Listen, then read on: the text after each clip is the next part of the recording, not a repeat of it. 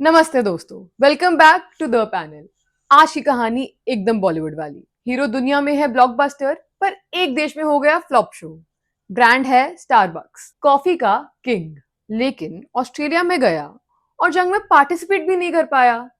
मतलब सोचो, दुनिया की 80 प्लस कंट्रीज में छा गया और ऑस्ट्रेलिया ने बोला, ब्रो अपनी कॉफी वापस ले जाओ।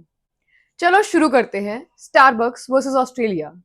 एक बिटर कैपेचिनो जिसमें फोम ज्यादा है और टेस्ट कम। सबसे पहले बात करते हैं कल्चर की। विष्णु, ऑस्ट्रेलिया के कॉफी लवर्स को स्टारबक्स से इतनी एलर्जी क्यों है?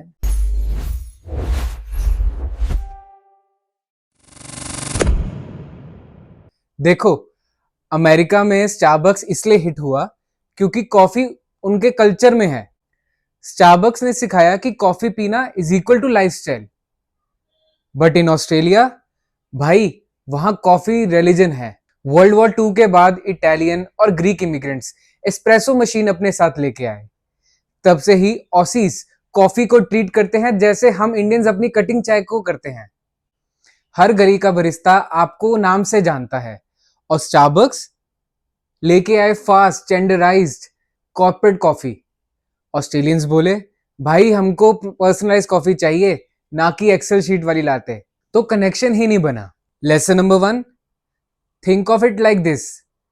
जैसे इंडिया में डोमिनोज ने पनीर मखनी पिज्जा लॉन्च किया था और वो चला, पर अगर कल को वो इडली पिज्जा लॉन्च करे तो थोड़ा अजीब लगेगा ना।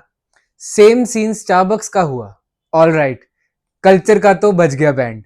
अब तनिशी बताएगी प्रोडक्ट साइड में क्या गड़बड़ हुई। स्टारबक्स ने सोचा कि अमेरिका में जो चल रहा है वही ऑस्ट्रेलिया में चलेगा। तो मेन्यू में था sugary frappuccinos, venti size large coffees, syrup overload. Basically coffee disguised as dessert. Australians बोले, नो, हमें चाहिए strong espresso based coffee, flat whites, long black, macchiatos, ये सब लाओ। हमको मिल्कशेक वाली कॉफी नहीं चाहिए। और शुरू में स्टारबक्स ने ये लोकल फेवरेट्स मेन्यू पे रखे ही नहीं।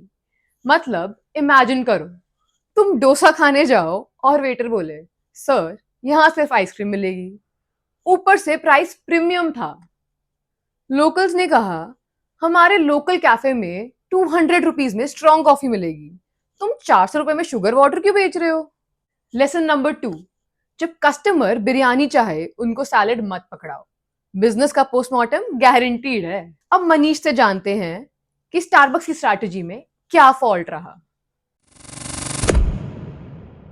स्टारबक्स ने एंट्री ली 2000 में सिडनी से और बस 8 साल में 87 स्टोर्स खोल दिए। मतलब ऐसा लग रहा था जैसे कैंडी क्रश खेल रहे हैं, एक के बाद एक नया स्टोर अनलॉक्ड। उन्होंने सोचा कि more shops is equal to more customers, लेकिन हुआ उल्टा। कस्टमर्स बोले, हर गली में तो खोल दिया, पर टेस्ट अभी भी अमेरिकन है। और ऑस्ट्रेलिया में ऑलरेडी हर कॉर्नर पे एक इंडिपेंडेंट कैफे था, high quality, local taste. Starbucks वहां एलियन की तरह था। फिर 2008 के फाइनेंशियल क्राइसिस आए, सेल्स लो, कॉस्ट हाई और रिजल्ट 61 स्टोर्स वर शट डाउन। ये था text book case of too much too soon.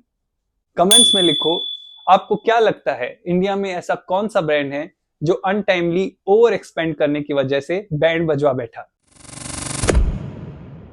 Guys, let's recap. Starbucks Australia में क्यों फेल हुआ? Culture, local coffee ritual ignore कर दिया। प्रोडक्ट, रॉन्ग मेन्यू पुश किया, लोकल टेस्ट नहीं समझा।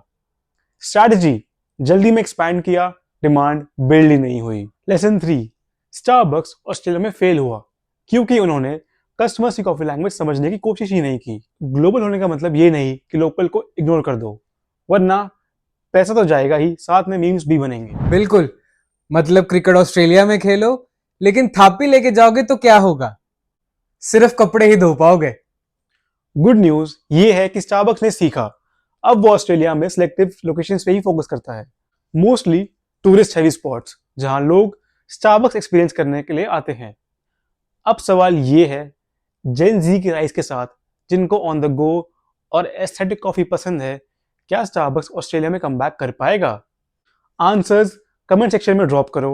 बेस्ट आंसर्स को हम पिन करेंगे। लाइक करो, शेयर करो और सब्सक्राइब करना मत भूलना, वरना अगला कैपेचिनो भी कड़वा हो जाएगा।